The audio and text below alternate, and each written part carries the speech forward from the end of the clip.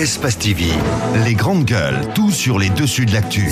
Ahmed Kamara, Zachary Milimono, Roby, Mohamed Djibril Kamara, Moussa Moïsila, Lamine Girassi forment les grandes gueules. Bonjour à tous, tous les soirs vous nous regardez à la télévision depuis Luanda, la capitale angolaise. Merci de nous choisir, merci d'être à bord pour cette émission. Les grandes gueules, 3 possibilités pour réagir à nos sujets. GG au 8037 ou vous faites le 657 39 13 13. Si vous êtes à l'étranger, vous faites précéder cela par le code de la Guinée, le 00224, ou vous allez sur la toile, le www.espacefmguinée.info. Nous sommes présents aussi sur les réseaux sociaux, sur Twitter et sur Facebook. Et le soir, nous nous ferons un devoir pour relayer vos réactions. On s'intéresse à l'actualité dans cette émission. La fronde de l'aile jeune du RPG Arc-en-Ciel. Le parti au pouvoir est-elle retombée? C'est une question qu'on se pose. Pas si sûr. Malgré quelques efforts menés ici et là pour calmer les nerfs des jeunes frondeurs, ces derniers continuent de ruer dans les brancards. En ligne de mire de leur combat désormais, la tenue d'un congrès du parti. Ont-ils le sentiment de ne pas être écoutés? Que reprochent-ils aux dirigeants de leur parti? Ce sont entre autres des questions que nous nous posons ce matin. Nous allons essayer d'en savoir avec notre invité, Mohamed Lamine Kefin Kouyaté, chargé de communication des jeunes cadres pour la défense des acquis du RPG Arc-en-Ciel. Pour le compte des jeunes frondeurs, il va intervenir par téléphone. Une nouvelle ligne maritime pour booster les échanges économiques et commerciaux entre les États-Unis et la Guinée. Elle est le fruit d'une convention entre les ports de Conakry et de Wilmington. L'objectif visé est de faciliter aux ressortissants guinéens vivant au pays de l'Oncle Sam l'acheminement via une ligne maritime directe différents produits vers leur pays d'origine. Quels sont les termes de cette convention portuaire? Qu'est-ce que ça va changer dans les échanges entre la Guinée et les États-Unis? C'est ce que nous allons essayer de comprendre avec M. Oumar Ba. Il est le point focal de cette convention portuaire depuis les États-Unis. Coopération également entre la Guinée et le Mali. Dans le domaine agricole, cette fois-ci, les deux pays ont récemment signé une convention permettant l'implantation en Guinée d'une société d'agro-industrie de droit guinéen dénommée Toguna Guinée. 40 milliards de francs guinéens, c'est le montant de cette convention. L'objectif, c'est la production de 300 000 tonnes d'engrais par an pour le compte de la Guinée. Comment cette convention va-t-elle se matérialiser? Monsieur Amat Massina, responsable recherche et développement de Toguna Guinée, il va être avec nous dans cette émission. Merci de rejoindre l'équipe. Ahmed, bonjour. Bonjour Abouakar. Bonjour Moussa Moïse. Bonjour. Roby, bonjour. Bonjour. Moussa Yoroba, bonjour. Bonjour Abouakar. Mohamed Djibril, bonjour. Bonjour. Mohamed Djibril, sans plus tarder, on va commencer avec vous, avec cette bonne nouvelle de l'argent frais pour la Guinée, et qui a réussi son passage hier avec succès au conseil d'administration du FMI. Bon, il faut plutôt dire, l'expression qui convient est que la Guinée a réussi à sauver les meubles. Parce que c'est vrai, c'était un passage difficile. Je vais vous expliquer pourquoi. Parce que la Guinée a présenté une dérogation portant sur la non-réalisation des critères des critères de solde budgétaire, mais aussi des critères liés aux avoirs intérieurs. Vous savez que la Banque centrale doit au Trésor public. Et on sait également que cette banque centrale a été confrontée ces derniers temps à des manœuvres pas très catholiques, économiquement parlant. Je parle bien évidemment sous le contrôle des économistes qui nous écoutent. Alors, mais le résultat fondamental qu'il faille retenir, c'est que la Guinée a réussi tout de même à obtenir l'autorisation de décaissement d'un montant qui s'élève à 25,6 millions de dollars au titre des 6e et 7e revues. Parce que c'est quand même un passage réussi pour la Guinée. Le FMI a approuvé les 6e et 7e revues de la Guinée par rapport aux résultats obtenus dans le domaine économique au titre de la facilité élargie de crédit. Quel est le résultat? Pendant qu'on parle d'une économie en difficulté, vous parlez de quel justement, une croissance nulle, hein? Oui, d'une croissance nulle, et justement, parce que ça a été un résultat difficile à obtenir, puisque la Guinée a également présenté une dérogation. Et la dérogation porte sur quoi? Vous savez que les réserves de change au niveau de la Banque centrale, et les avoirs intérieurs, le solde budgétaire sont déficitaires. Alors la Guinée a proposé au FMI une rallonge du contrat qui le lie à l'institution de Bretton Woods afin de permettre au FMI d'évaluer les résultats qu'elle va s'évertuer à obtenir d'ici fin novembre 2016. C'est quand même un exercice difficile. Ouais. Mais au-delà de ça, pas plus tard qu'avant-hier, le leader de l'opposition nous en parlait et c'est confirmé avec le communiqué du FMI. La Guinée a bel et bien présenté devant le conseil d'administration du FMI des dérogations sur plusieurs points où l'économie, où les indicateurs sont au rouge. Donc, c'est à la fois un résultat dont il faut se féliciter, mais aussi, il faut dire que la Guinée est un peu dans l'œil du cyclone. Et on va décaisser immédiatement 25,6 millions de dollars, mais la Guinée sera sous surveillance, la Guinée sera sous sellette et elle n'aura pas droit à faire des échecs dans le domaine des réformes économiques. Bien, Moussa Irouba, ça vous inspire quoi? Je me pose la question de savoir qu'est-ce que ça va rapporter au peuple. C'est bien beau, il faut se féliciter de ce qui est arrivé, mais se poser des questions sur comment est-ce qu'on en est arrivé là. Mais la question que je voudrais également poser, c'est comment le peuple va bénéficier de ce montant, qu'est-ce qui va être fait réellement, parce qu'on se souvient que la négociation entre syndicats et gouvernement et patronat a pu échouer parce qu'on s'attendait à ce qu'on puisse réussir ce coup-là. Conclure ce programme. Conclure ce programme. Ce programme est conclu, on a réussi ce coup. Qu'est-ce que ça va rapporter au peuple de Guinée? Moi, je voudrais savoir si le gouvernement va tenir ses promesses, c'est-à-dire à l'orée du 31 mars, est-ce que le prix du carburant va baisser? Qu'est-ce qui va être fait réellement? Parce qu'il ne faudrait pas qu'à cause d'une mauvaise gestion... Est-ce qu'on a dit qu'au terme du 31 mars plutôt, les prix des hydrocarbures devraient chuter automatiquement? C'est ce qui avait été dit en première position. Maintenant, je sais que les termes n'ont pas été clairs. Les syndicalistes n'ont pas pu obtenir ce qui a été clair. Maintenant qu'on a franchi ce cap, il faut s'en féliciter. Bien. Maintenant, il faudrait que les promesses puissent être tenues parce que tout ce combat, je pense qu'il est mené dans l'intérêt du peuple de Guinée. Bien, merci. Ahmed, vous avez quelque chose à dire? Écoutez, au nom de ce pseudo-panafricanisme duquel se réclament pas mal de personnes, je pense que là où on peut quand même se frotter un peu les mains, c'est cette surveillance que les systèmes de Bretton Woods, les institutions de Bretton Woods vont avoir sur la Guinée, c'est-à-dire ce regard-là, ce n'est pas regard gendarme. Voilà, gendarme, comme Yero le disait tout de suite, qu'est-ce que le peuple va concrètement profiter. Je pense que ça aussi, c'est un profit, puisqu'on nous aidera quand même si nous, on ne peut pas parler, s'il y a d'autres qui peuvent parler à notre place et surveiller la gestion et des autorités, je pense que c'est une bonne chose. Donc, vivement ces institutions pour nous aider, nous qui ne pouvons pas directement voir réellement ce qui se passe et de surveiller un peu la manière de faire des dirigeants africains. Bien, Roby, on revient sur le cas de ce front, pour la démocratie, une structure qui suscite à la fois scepticisme et interrogation. Ouais, Quelle interrogation? Non, mais ce front qu'on croyait à la déroute, apparemment ils font...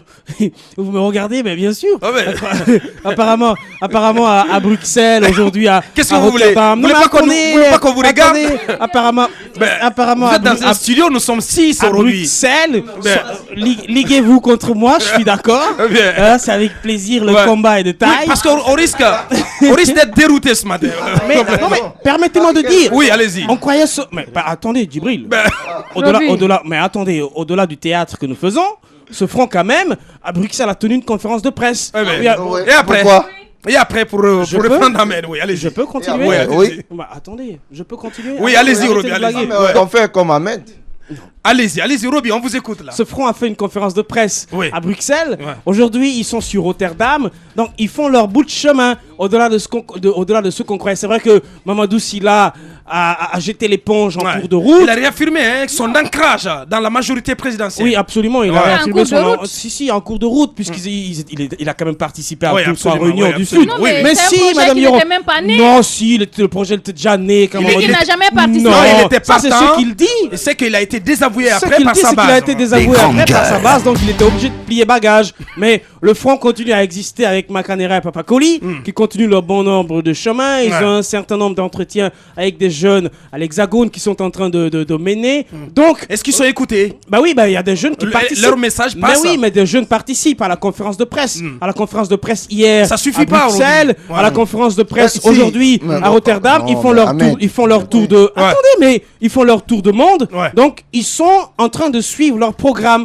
Et donc, après, ils iront en Amérique du Nord. Attendons de voir, avant de revenir sur l'Afrique, évidemment. Mais je pense que c'est un projet, c'est un front qui ne fait pas figure de Lilliputien. Non, mais c'est clair, parce que on a parlé ici, ce projet à peine né a commencé même à se désintégrer. On parlait d'une coalition à 3 et finalement on s'est rendu compte qu'il y a un qui a décidé de se retirer. Je pense qu'aujourd'hui on va pas trop s'attarder sur ce front qui est brinque-ballant, qui n'a pas le pied. C'est un épiphénomène. Oui, c'est un épiphénomène qui n'a pas le pied à l'étrier. Qui ne mérite pas notre attention. Parce que ce sont des frondeurs qui ont participé à la gestion du pays, qui se trouvent aujourd'hui frustrés et qui veulent exprimer cette frustration en voulant peser de tout leur poids auprès du président de la République. Je pense que ça ne vaut pas. Non, je pense que ça ne vaut pas tripette. Je crois qu'on a eu un jugement. On a eu un jugement un peu trop hâtif au début. Et aujourd'hui, il faut faire attention. Vous avez changé de paradigme. Non, mais ce n'est pas une question de changer. Attendez, c'est une question. Permettez-moi, c'est parce que je vous avez changé, oui ou non, de paradigme. C'est parce que non, mais sur ce front, en cours de route. Non, c'est pas un revirement.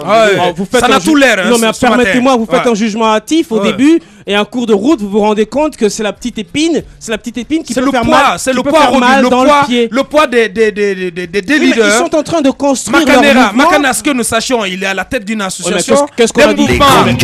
Mais qu'est-ce qu'on a dit? Qu'est-ce qu'on a dit dans ce studio? Qu'est-ce qu'on a dit dans ce studio au lendemain? C'est qu'étonnant, Roby. Comment comprendre que Makanera appelle les militants du RPG à manifester aux côtés de ceux de l'opposition? J'ai lu ça quand même sur Vision Guinée. Moi, je suis d'accord que c'est le front des frustrés. D'accord? Je suis d'accord avec vous que dès que ce front-là est né, avec la prise de bagages de Mamadou Sylla, on a cru que ce front était mort. Mais en attendant de voir, l'adversaire, faut jamais minimiser l'adversaire en face, quelle que soit sa taille. Aujourd'hui, on ne pensait pas que ce front-là pouvait initier un tour du monde, rencontrer des jeunes, faire des conférences de... rencontrer des jeunes, faire des conférences de presse, parler. Donc, ne minimisez pas. Ne faites pas d'une mouche un éléphant. Ne minimisez pas l'épine qui va vous faire boiter. Attention. Roby, allez-y, Ahmed. Écoutez, je pense que si Roby me rejoint, tant mieux pour lui, parce que dès le début, c'est ce que j'ai dit, moi je ne néglige aucune force dans ce pays. Dans un pays où vous avez des gens qui sont frustrés, donc tout peut changer du jour au lendemain. Donc c'est pourquoi dès le début, j'ai bien dit dans ce studio que je veux être prudent. Prudent en ce sens que je veux savoir exactement à quoi ça va aboutir. Et aujourd'hui, si Roby pense... rien du tout, Ahmed. Non, écoutez, ça c'est votre point de vue. Oui. Moi je dis tout simplement que je donne le temps au temps, puisque dans ce pays, il y a des frustrés. Je me dis que peut-être qu'ils auront des gens qui vont les suivre. Et en train de faire cette conférence ou encore cette tournée autour, ce tour du monde aujourd'hui, à mon avis, oui, comme il a dit, ça signifie quelque chose. Et à mon avis, ils auront forcément des gens qui partagent les mêmes opinions qu'eux. Donc, j'attends de voir ce que ça va donner exactement. Donc, moi, je ne parle pas de poids. Ils ont un poids, ils n'ont pas un poids, ça ne m'intéresse pas. Pour un début, j'attends de voir ce que ça va donner dans le futur. Mais je pense que, comme je l'ai toujours dit, aucune force n'est à négliger. Bien dit, Ahmed. Allez-y, Moussa Hiro. Roby s'est livré à un exercice difficile ce matin. Une belle acrobatie intellectuelle. Belle acrobatie. Attendez, c'est pas une question de Roby. C'est pas une question de Roby. Toi qu'on connaît d'habitude, tu cherches pas tes mots, tu es percutant là-dessus, mais tu as eu du mal. Non, faut pas ramener le débat à ma personne. Non. Je suis pas d'accord qu'on amène le débat à ma personne. Mais quand même, ce qu'on a dit ici dans ce studio, on a reçu le Mamadou Sylla dans ce studio qui a reconnu que c'était une réunion de personnes qui étaient vraiment frustrées. Mais je ne vois pas pourquoi on s'évertue à trop en parler ce matin. Attendons de les voir à l'œuvre. Ils sont à l'œuvre. On attend de voir ce que ça va donner. Donc vous nous rejoignez. Mais de là à dire que c'était mort-né, oui, c'est reparti. Qu'est-ce qui s'est passé entre-temps? Parce que la dernière fois, on parlait de tout ça ici. Je ne vois vraiment pas pourquoi on donne trop d'importance à Moussa Moïse, on parle de cette démission, la démission du vice-président de la CENI, d'une démission à une nomination. Allez-y. d'une démission à une nomination, Ibrahima Khalil. Ça allait très vite hier. Oui, ça allait très vite parce que des rumeurs fusaient d'un peu partout, comme quoi c'est suite à une atmosphère assez désagréable au sein de la CENI que M. Ibrahima Khalil aurait jeté l'éponge. Et donc, on s'est un peu renseigné auprès de certains commissaires de la CENI. Et alors qu'on nous donnait des informations sur les véritables raisons de la démission de ce doyen, parce qu'il est tout de même du côté de la CENI depuis 2007, si mes informations sont exactes. Donc depuis 2007, et à la cadence où vont les choses actuellement à la CENI, le rythme de travail, parce que les commissaires, beaucoup ne sont pas spécialistes dans les questions électorales forcément. Quand on parle de leur technicité dans le domaine électoral, beaucoup ne sont pas spécialistes, vous comprenez? Bien. Bon, il y a certains qui ont acquis une certaine expérience durant des années, vous comprenez? Alors, ceux qui n'ont pas cette expérience s'appuient très souvent sur de jeunes cadres qui sont à la CENI. C'est la cheville ouvrière véritablement de l'institution électorale. Ce sont ces jeunes qui travaillent. Mais la cadence pour lui était un peu trop vite. Il fallait pour lui maintenant jeter l'éponge. Ensuite, il avait s'offrir une retraite paisible. Son âge aussi, ceux qui le connaissent savent que c'est un doyen. Une retraite paisible. Ceux qui le connaissent savent que c'est un doyen. Il rentre chez lui, amen. C'est un doyen qui a pris de l'âge. C'est un doyen qui a pris de l'âge, qui semble avoir beaucoup fait du côté de l'institution électorale, donc qui estime qu'il a envie de découvrir, d'aller vers d'autres cieux. Et donc, peut-être qu'il ne s'attendait pas à cette nomination à la tête de la préfecture de Sigiri. Mais si. Mais non, mais peut-être, parce que c'est sa base. Il vient de Sigiri, vous comprenez? Au regard de l'enchaînement des choses, on peut dire que tout cela a été bien pensé. Je ne pouvais pas comprendre qu'il y avait cette acquaintance entre lui et le président de la République. C'est rare de trouver. Mais vous connaissez pas l'homme. C'est un militant de première heure, Moussa Moïse. D'accord, très bien, mais écoute, il y a beaucoup de militants de première heure. Une des dernières heures. C'est un militant. Les militants de première heure, vous quittez votre poste. Je dis Lamine, Abaka, monsieur le modérateur, écoutez-moi. Vous quittez votre poste à 16h, vous êtes nommé à 20h à la tête. C'est rares sont les personnes qui bénéficient d'une telle grâce. C'est pourquoi je m'étonne un tout petit peu. Et donc, est-ce que au niveau de l'institution électorale, on saura combler tout de même ce vide? Parce que des commissaires nous informent que ce doyen était une source qui distillait de bons conseils auprès de laquelle on venait pour apprendre, pour se ressourcer, auprès de laquelle donc on venait pour avoir des conseils, pour savoir comment est-ce qu'il faut, par exemple, mener à bon port l'institution électorale. Et donc c'est un vide tout de même qui laisse manquer son âge. Il n'y a pas eu de crise. Hein? Non, ça ne parle pas d'une crise interne. Non, ça ne parle pas de crise. Les premières informations, c'était parlait de cela, de cette crise, de cette tension entre lui et Bakary Fofana. Mais aux dernières nouvelles, il n'en est rien. C'est plutôt l'homme qui a décidé. J'ai lu ses confidences. Les grandes gueules. Sur Mediaguiné, il a été clair. Il a décidé lui-même de voir. C'est volontaire. Je pense que les interrogations que se pose Moussa Moïse sont tout à fait fondées. Vous savez, il y a quand même, c'est quand même assez intriguant la célérité avec laquelle ce monsieur est passé d'une démission à une nomination au poste de préfet de Sigiri. C'est quand même assez rare. Vous parlez de militants, c'est ce qu'on a l'habitude de souligner ici. Cela prouve à suffisance qu'on n'a pas au sein de la CENI des commissaires, mais plutôt des militants qui font pas un travail. Mais ils ont été envoyés par qui? Non, ils ont été envoyés par des partis. Je parle sur la base des textes. Non, attention. Mais attendez, à la base, ce sont des commissaires qui ont été désignés par des partis politiques. Une fois qu'ils ont prêté serment, à moins qu'ils ne fassent du parjure, ils sont censés être affranchis de la formation politique. Pour l'instant, on ne parle pas de ça. Sous le label de laquelle ils sont venus à la CENI. On ne parle pas de ça. C'est important. Non, il faut qu'on en parle. Parce qu'on parle tout le temps. On gère tout le temps. On passe notre temps à chipoter sur les conséquences de l'incompétence de cette CENI qui n'est composée, il faut bien le dire, dans sa large majorité que de gens qui ne connaissent pas la chose électorale. Moussa a utilisé un doux euphémisme, mais il faut dire que ceux qui composent aujourd'hui cette CENI ne connaissent pas du tout la chose électorale. Donc imaginez un commissaire qui démissionne d'une institution électorale chargée d'organiser les élections et sur laquelle pèse de forts soupçons de manipulation, d'instrumentalisation. On ne parle pas des élections là, Mohamed Djibril. Non, on ne parle pas des élections. Je suis en train de faire une lecture, souffrez que je fasse. ma lecture de cette situation. Et qui, je vois qu'il souffre beaucoup parce qu'il veut m'empêcher d'aller au bout de mes idées. Pas du tout. Je vois qu'il t'emmène les pinceaux. Non, je ne m'emmène pas du tout les pinceaux. Si tu écoutes mon raisonnement, tu comprendras ce que je veux dire. Vas-y. Et qui quitte, comme par enchantement, la CENI, il va à la préfecture. Et vous retorquez tout à l'heure, c'est un militant. Je pense que la gouvernance du procès Alpha Condé n'a pas fondamentalement changé. Il nous a promis, monts et merveilles, il a promis qu'il va changer. Mais on ne change pas en récompensant à tout bout de champ des militants. On a besoin d'une république. On n'a pas besoin de contenter des humeurs ou de satisfaire des susceptibilités. Bon sang de bon Dieu. Bien, Mohamed Djibril. Rapidement, 30 secondes. Je tombe des nues parce que je voudrais que Djibril me donne des détails sur ses susceptibilités. Il base souvent ses analyses sur les soupçons, mais la soupçon n'est pas une réalité. C'est pas une réalité en soi. C'est pas parce que sur une personne. Alors si sur une personne sur laquelle on a forcément une soupçon, on n'a pas le droit. Sur des soupçons, on n'a pas le droit d'exercer quelques fonctions. Je pense que Mathurin n'est pas bien placé au gouvernorat. Ça, c'est ce qu'on peut dire aussi. Mais voilà, arrêtez. Mais c'est pour ça qu'il a démissionné. Mais Djibril, attends, tu as eu le temps de parole. C'est pour ça qu'il a démissionné.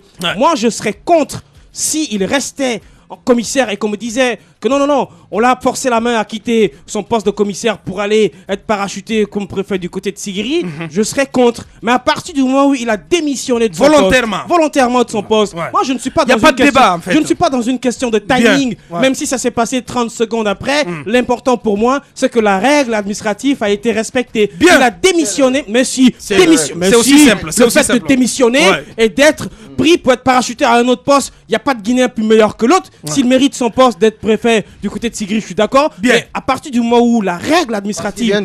non, attends. Ce n'est pas une question de venir de Sigiri ou pas. Moi, je regarde la déontologie administrative. Elle a été respectée. Merci, Roby. Elle a été respectée. Un point, c'est tout. Bien, un point, c'est tout. Moussa Moïse, on reparle des poissons en Guinée. Oui, parce que tant qu'ils ne sont pas tranquilles dans nos eaux troubles, on continuera de parler de pêche illicite. Du nouveau, on parle de cadres qui ont été dégommés au ministère de la Pêche. Le poisson, mais les crevettes demandent aussi de parler. On parle aussi des crevettes. Alors, donc, il faut dire que dans le secteur de la pêche, moi, je me pose une interrogation. Pourquoi est-ce que nous sommes encore sur la liste? Parce que tant qu'on ne quitte pas cette liste, je ne laisserai pas tranquille le secteur. Il faut se poser des questions. Qu'est-ce qu'on perd en étant sur la liste? Parce que d'aucuns disent, écoute, si on est pays tiers non coopérant, on n'est pas en odeur de sainteté avec la Commission de l'Union européenne dans le secteur de la pêche, c'est pas grave. Mais c'est grave, messieurs. Parce qu'il y a beaucoup d'avantages que nous perdons. Premièrement, nous ne sommes pas éligibles au Fonds européen de développement en ce qui concerne le secteur de la pêche. La Guinée ne peut pas avoir un copec de ce fonds. Nous ne pouvons pas bénéficier d'un fonds souverain aussi, même si c'est sous-régional, à hauteur de 19 millions d'euros. On ne peut pas en bénéficier parce que ce fonds est là pour appuyer les différents secteurs de pêche africains. On ne peut pas bénéficier de ce fonds. Nous ne pouvons pas avoir une seule queue de poisson ayant la carte d'identité Guinée dans l'assiette européenne. C'est pas possible. Et ça, c'est pas parce qu'on a envie que les Européens consomment du poisson guinéen, mais ça fait gagner de l'argent à des sociétés privées, donc à des opérateurs économiques qui, hier, quand nous n'étions pas sur cette liste, importaient du poisson et donc gagnaient, faisaient travailler avec de petites unités industrielles, faisaient travailler, je pense notamment à cet opérateur qu'on appelle communément commissaire, qui faisait gagner de l'argent à de petits gens donc, qui travaillaient dans son qui employaient des Guinéens. Qui employaient des Guinéens. Donc on perd également cette possibilité de le faire.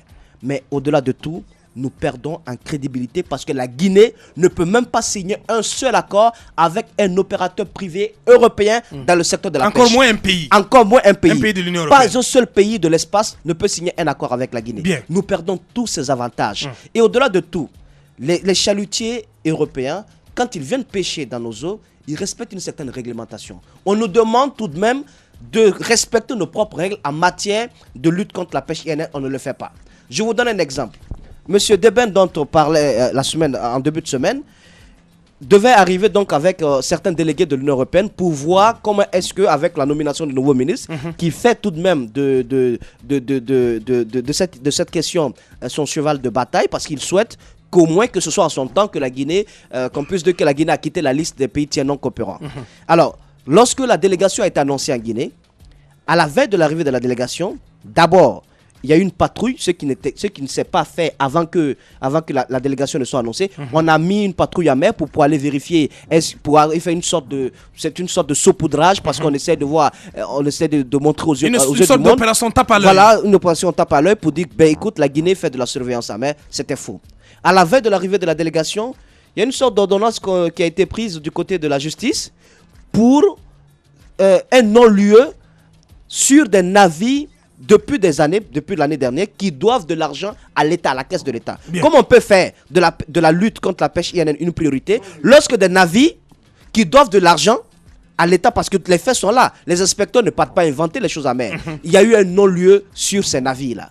Et en réunion avec la préfecture maritime, parce que c'est tout de même là-bas que logé le comité d'arraisonnement, on demande au préfet maritime s'il est au courant qu'il y a eu un non-lieu par rapport à ces navires. Il déclare qu'il ne connaît pas, qu'il n'est pas au courant. Est-ce qu'on peut, avec ce genre d'agissement, est-ce qu'on peut réussir à sortir notre pays de cette liste noire? Et ce qui est encore très grave, la fois dernière, on parlait de la société Solax International parce qu'il y a eu quand même un manquement à ce niveau. Il y a une société qui a été, il y a des navires d'une société, donc Solax, qui a été arraisonnés. On s'est rendu compte que la société avait des licences de pêche pour des crevettiers. La société allait pêcher à mer des poissons. Donc, du coup, c'était une infraction. Donc, il fallait sanctionner des gens, non seulement arraisonner le bateau, prendre la cargaison et infliger une amende de 2 milliards 100 000, si je ne me trompe pas, que la société a versé. Maintenant, il faut trouver des coupables. Les coupables, c'est quoi? C'est que tellement on a envie de nettoyer, donc pour contenter l'Union européenne, on a coupé des têtes qu'il ne fallait pas couper. Bien. Vous comprenez? Alors, ces têtes, vous allez revenir là-dessus. Si tu permets, Moussa Moïse, la radio, c'est l'heure. Nous allons marquer une pause de 3 minutes pour nos obligations commerciales. Derrière, toute l'équipe revient. Les grandes gueules. Tout sur les dessous de l'actu. Ici, l'actu rime avec liberté de ton sur Radio Espace. Mais aussi à la télévision, vous nous regardez tous les soirs depuis Mandiana, capitale de l'Empire Wassolon. Merci de nous choisir. Continuez à réagir au GG 837 au 657 39 13 13 ou vous allez sur les réseaux sociaux, sur Twitter ou sur Facebook. Et nous allons essayer de relayer vos messages le soir, donc des messages qui vont défiler. Et on s'intéressera dans un court instant à ces nouveaux cas de viol. Moussa Hiro tient le dossier. Il y a ce sujet d'insécurité aussi. Un homme d'affaires qui a été victime de vol à Kipé et l'enquête qui traîne du côté du PM3. Et puis un peu plus tard, dans la deuxième partie, notre invité, monsieur Mohamed Lamine Kefin Kouyaté, chargé de com des jeunes cadres pour la défense des acquis du RPG Arc-en-Ciel pour le compte des jeunes frondeurs. Donc on parle de cette crise au sein du RPG Arc-en-Ciel. Notre invité ce matin, c'est monsieur Amat Massina. Il est responsable de recherche et développement de Toguna Guinée. Vous le savez, la Guinée et le Mali ont signé récemment une convention dans le domaine agricole pour l'établissement d'une société d'agro-industrie qui devrait produire à terme 300 000 tonnes d'engrais pour la Guinée. Et on s'intéressera aussi dans la dernière partie à cette nouvelle ligne maritime qui va booster les échanges commerciaux entre la Guinée et le pays de l'oncle Sam. Oumar Ba, il est du côté des États-Unis, il est le point focal de la convention portuaire entre les ports de Conakry et de Wilmington. Un rapide coup d'œil sur vos SMS reçus au GG 837, ce premier message qui dit: la nomination de Ibrahima Khalil Keita prouve à suffisance que les commissaires de la CENI sont des militants qui obéissent aux diktats de ceux qui les y ont envoyés. Dommage pour ma Guinée, Boukabari, Atlantique FM. Cet autre message, salut Aboubacar, je suis très surpris par la réaction des économistes Yero et Djibril. Félicitations à la Guinée pour l'obtention de ces crédits. Roby a raison, il le dit très bien. Cet autre message qui nous parvient à l'instant: bonjour les GG, c'est Boubacar Binani du site guinéinfo.org. Makanera et Papa Kolikroma se moquent des Guinéens. Et ils ne sont pas des frustrés, mais des fauteurs de troubles politiques. Et cet autre message, bonjour Aboubacar, j'avoue que c'est un front d'opportunistes. Le peuple n'a plus besoin des opportunistes, ils n'ont pas de poids. Par M. Kamano Célestin. De l'autre côté, ce premier message qui dit: bonjour les GG, Barry Saïd de Amdalaï. Après ce test réussi, le message est incomplet. Bonjour les GG, ce que je comprends pas, dès que quelqu'un est nommé ministre, il est enlevé seulement, il devient un opposant au gouvernement. Ils ne sont pas les seuls Guinéens, il veut le dire. Abdul Latif Diallo du site ramatoulaye.com, ça bug un peu. Aboubakar, l'actuel ministre de la Pêche a été radié par Kassori pour détournement. C'est Paul Keta qui nous envoie ce message. Bonjour les GG, c'est Ivoirien, le roi espacien. L'insécurité bat son plein, mais seuls qui doivent... le message est assez confus. Bonjour les GG, les jeunes nous attendent avec pied ferme. La direction et la gestion du fonds, c'est assez compliqué. Appliquez-vous un tout petit peu. Je vais aller sur cet autre message. Si on peut remonter un tout petit peu, Mohamed. Voilà, j'étais sur ce message-là. Bonjour, Abdul Latif plutôt, du site ramatoulaye.com. Djibril, je ne trouve aucun mal si un cadre démissionne pour aller servir ailleurs. Bonjour les GG, c'est Ivoirien, le roi espacien depuis Matoto. Pour une fois, je suis d'accord avec Djibril Kamara. Kaleta a accouché de la plus petite souris que Garafiri n'est pas accouché. Je souhaite que le peuple de Guinée prenne... c'est assez confus. On va aller avec le secteur de la pêche, Moussa.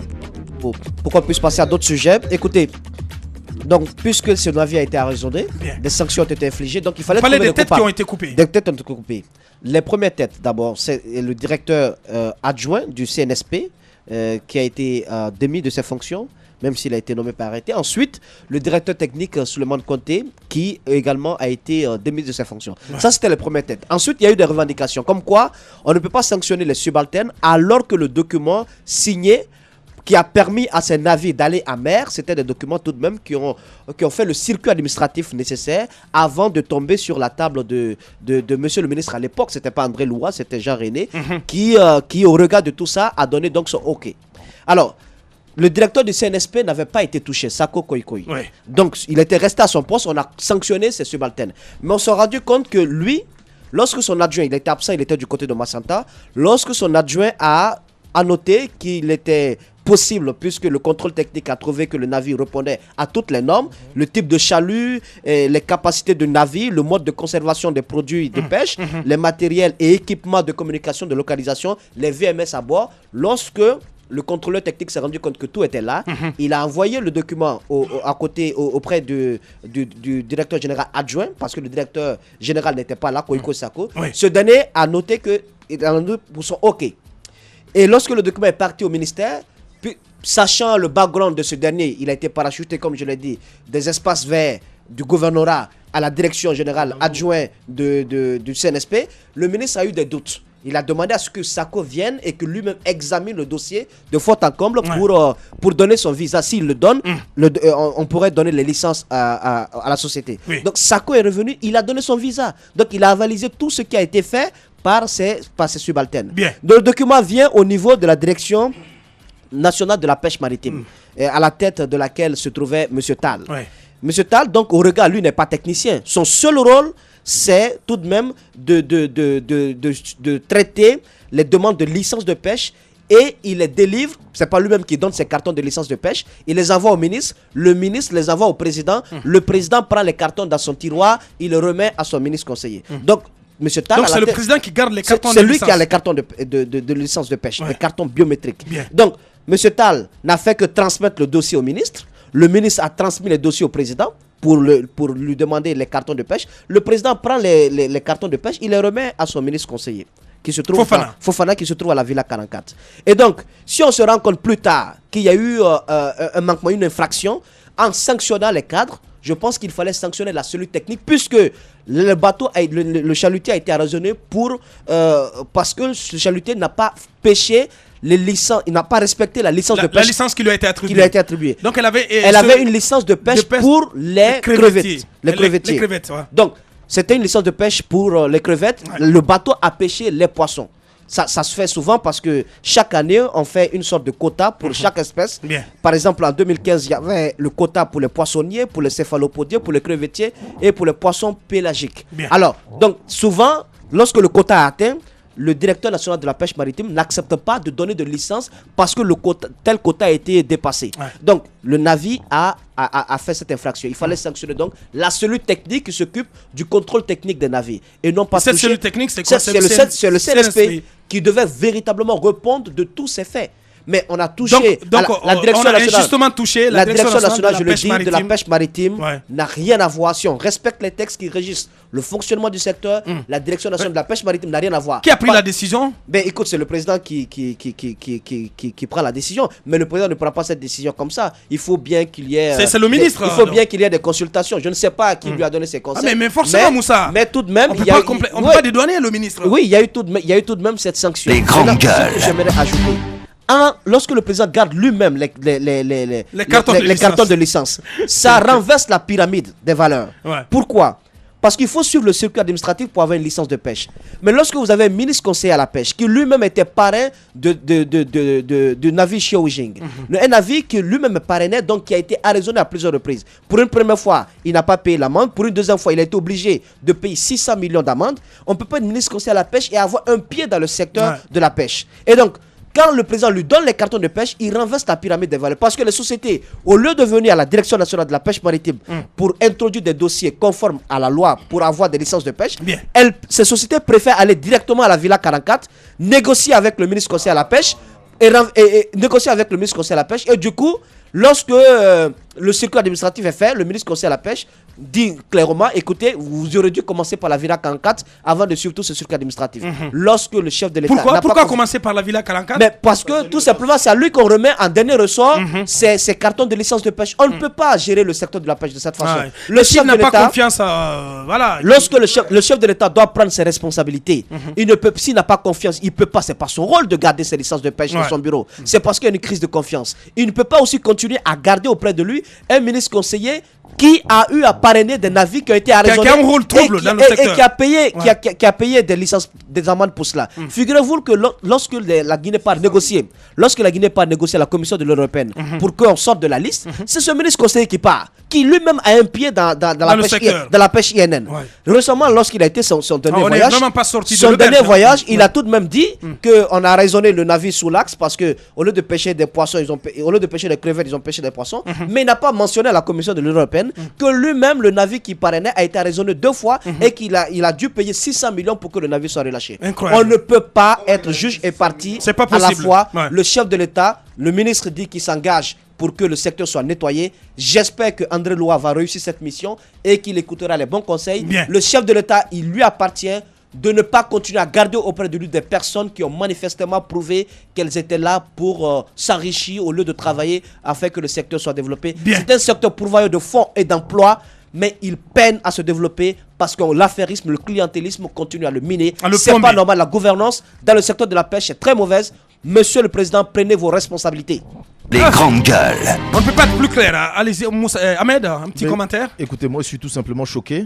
Et le président de la République, si vous vous souvenez, a dit que quand il sera président en Guinée, rien qu'avec la pêche, il pouvait développer la Guinée. Il avait promis. Mais avec la pêche aujourd'hui, on se rend compte que c'est le secteur le plus malade. Malade. Qu'est-ce qu'on arrive à faire finalement? Garder des licences. Garder la licence dans son bureau. Qu'est-ce que ça a changé exactement dans la pêche INN? Rien du tout. On est toujours le seul pays sur cette liste. Je pensais d'ailleurs que le fait qu'on soit sur cette liste allait nous permettre de consommer notre poisson, mais sauf que c'est bypassé. C'est bypassé comment? C'est qu'il y a des bateaux qui viennent pêcher dans les eaux guinéennes et c'est labellisé d'autres pays. C'est d'autres pays qui apposent leur label là-dessus. Alors qu'est-ce qui est devenu ce dispositif aérien qu'on a mis en place? Moussa, moi je ne comprends pas du tout. Parce qu'on a vu le président aller, je crois, sur les îles de Los ou je ne sais quoi, ouvrir ce centre qu'on appelle sémaphore, si je m'abuse. Les voitures qui vont en intervention, qui sont là, disent qu'ils n'ont pas de carburant. C'est dans l'avion, on va mettre kérosène pour aller surveiller les bateaux en mer. Mais à Boaka, soyez raisonnable quand même. Soyez raisonnable. Soyez raisonnable. Bien. Non, mais en fait, je ne comprends pas, Ahmed. Non, moi je veux pas. qu'on m'aide à comprendre. Qu'est-ce que vous voulez comprendre? Je vous dis que ceux qui sont sur la terre ferme, vous disent qu'ils n'ont pas de carburant. C'est dans hélicoptère ou dans quoi on va mettre kérosène pour aller surveiller? On n'en a même pas, on n'a pas d'hélicoptère. Si, on il y a quand même un centre de surveillance du côté de derrière, de l'autre côté de l'hôtel Novotel, je crois. Ouais. Tout à fait. Ouais. Je pense que la première fois que la Guinée a eu à expérimenter ce contrôle aérien, parce que ça permet tout de même d'avoir une vue large des activités de pêche à mer, l'avion a été volontairement accidenté. Parce que ça n'arrangeait pas certaines. La queue, j'ai parlé de ce dossier ici, la queue de l'avion a été. Il disait qu'il faisait marche arrière, donc il n'a pas vu bien, il a percuté. Ah, avion fait marche arrière? Bien. Mais je me pose cette question. Donc, aujourd'hui, on n'a pas d'avion pour faire ce contrôle aérien. Non, on tourne tout de même. On n'a pas de truc pour faire ce contrôle aérien. Donc, il faut aller auprès de certaines sociétés pour pouvoir louer donc, et faire ce contrôle aérien. C'est l'une, d'ailleurs, des exigences de l'Union européenne. Bien. Mais également que le navire Moussaïa soit remis en place, parce que c'est un navire qui permet tout de même d'avoir certaines données océanographiques, que le centre national de Boussoura soit également réhabilité, que les différents centres de contrôle du CNSP également soient équipés. Le contrôle véritable ne se fait qu'à Conakry, alors que je pense que le CNSP a 6 centres de contrôle à mer. L'inspection ne se fait pas. C'est pas normal. Ce qui reste clair, c'est qu'on restera toujours sur cette ligne pour l'instant, sur cette liste noire pour l'instant, parce que beaucoup tirent à cette profit de cette situation. Pourquoi? C'est ce que je vous disais tout de suite. Il y a des bateaux qui pêchent en mer, dans les eaux guinéennes, et quand les poissons sont pêchés dans les eaux guinéennes, qu'est-ce qui se passe? Puisque nous on ne peut pas les vendre directement, on vend en mer. Quand on vend en mer, on vend à des bateaux qui vont finalement revendre dans les pays développés. Donc le poisson guinéen n'est pas labellisé Guinée, mais ce poisson se retrouve dans les assiettes des Occidentaux. On n'en profite pas, mais un groupe de personnes est aujourd'hui en train de profiter de cette situation. Ça ne devrait pas continuer comme ça. Monsieur le Président, si vous avez promis que seul avec même la pêche et les poissons qu'on pouvait développer la Guinée, c'est que vous aviez une stratégie. Parce qu'il sait que ça fait beaucoup de sous. C'est quoi votre stratégie?